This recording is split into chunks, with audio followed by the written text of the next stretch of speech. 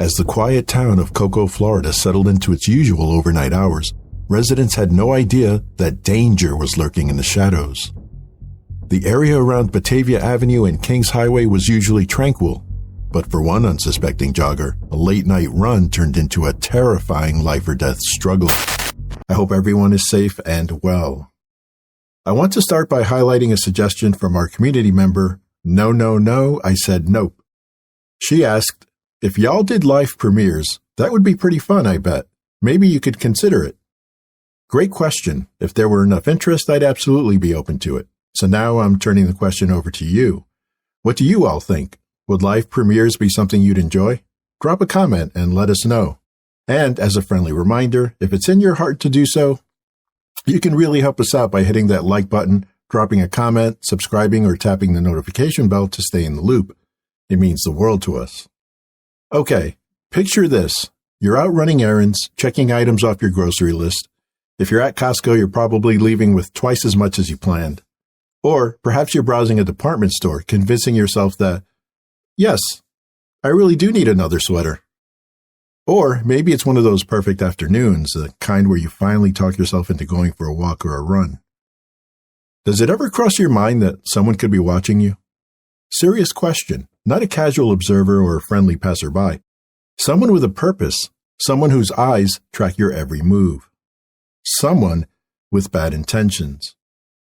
Because here's the thing about predators. They don't go around saying, hey, I'm your predator here. Good to meet you. I'll be following you around for a while and maybe take some notes or video record you. No. They lurk, they blend in, and when you least expect it, they strike. While researching this case, I was shocked by just how common attacks on solo runners are. These disturbing incidents happen for various reasons, not just in the U.S., but worldwide. The vast majority of victims are women, and the threat is so real that many reconsider whether they even feel safe exercising outdoors. And the case we're about to discuss, it's got a twist. Let's dive in.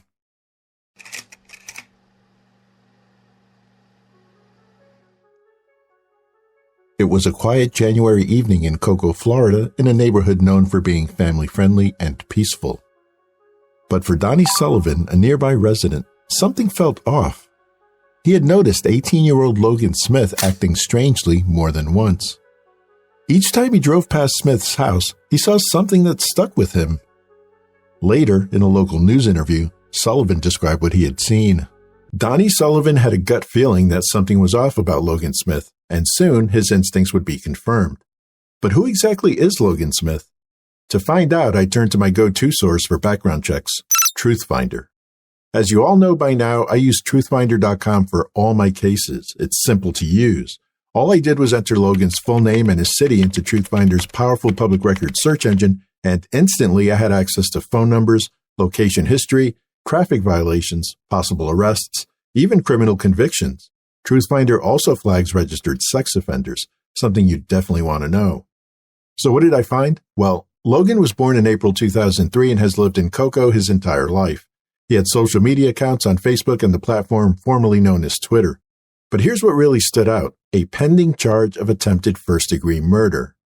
Now, these unlimited public record searches, they're not just for content creators. Anyone with a paid subscription can use them. You can search for registered sex offenders in your area or check to see if the person you're talking to online is who they say they are.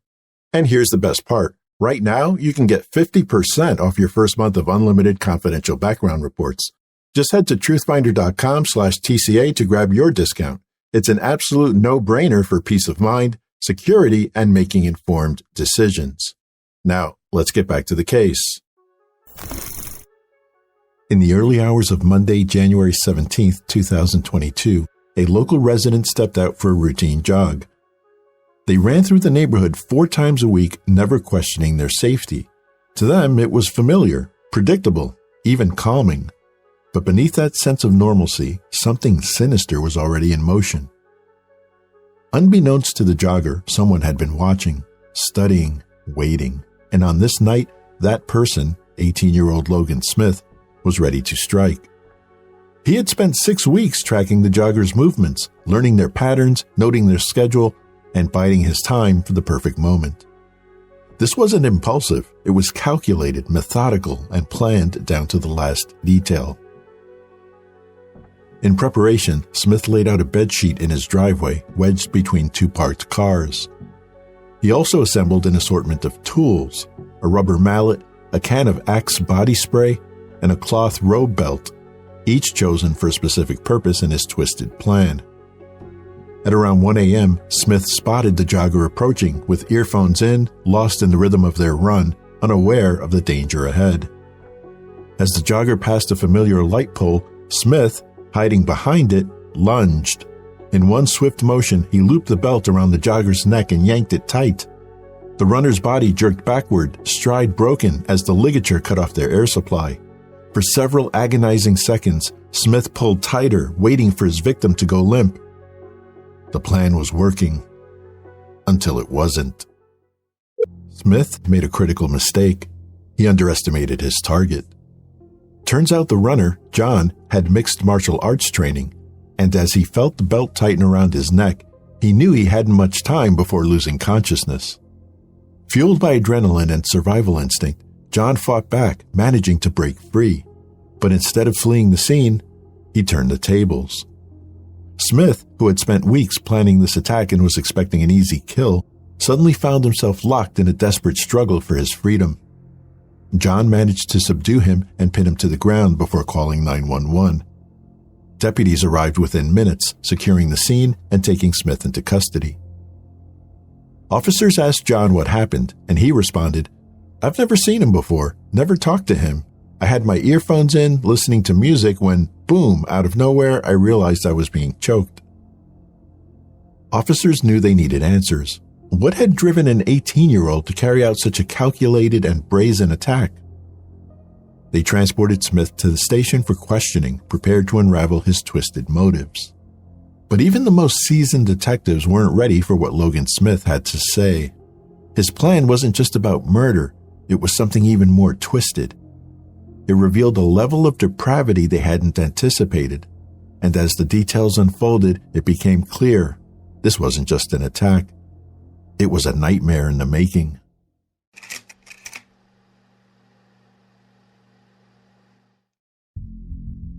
After being read his Miranda rights and agreeing to speak with detectives, Smith was questioned about the attack.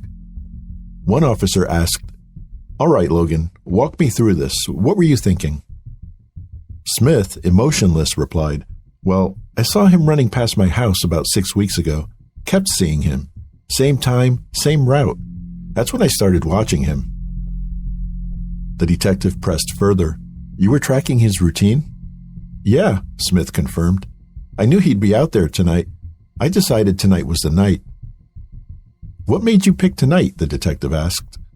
"I watched this movie earlier, a violent one called Scream," Logan explained. "Lots of murder. It got me thinking. I was going to strangle him, drag his body to my driveway, lay him on the bedsheet." The detective's tone grew sharper. "And then what?" "Bring him inside, into my bedroom. Then put him in my closet. That way no one would know. I'd have him all to myself," Smith said disturbingly. The detective responded, "You're telling me you planned to kill him so you could keep his body?" "Yeah," Smith admitted. "And I had plans. I wanted to play with him for my fantasies." He continued, listing off his supplies without hesitation. "I had everything ready, the belt to strangle him, the bedsheet to move him, the mallet to knock him out if I had to, the axe spray to blind him if he fought back." The detective leaned in, and yet it didn't go how you expected. For the first time, Smith looked up. "He was stronger than I thought. I got unlucky." The detective noted there was no remorse, no apology. He squared his shoulders and delivered the final words. "Logan, this wasn't some mistake. This was planned. You're under arrest for attempted murder." Logan Smith was booked into the Brevard County Jail and held without bond. Just days later, his mother's boyfriend spoke to a local news station, attempting to shed light on the troubled young man. Logan Smith was charged with attempted first-degree premeditated murder.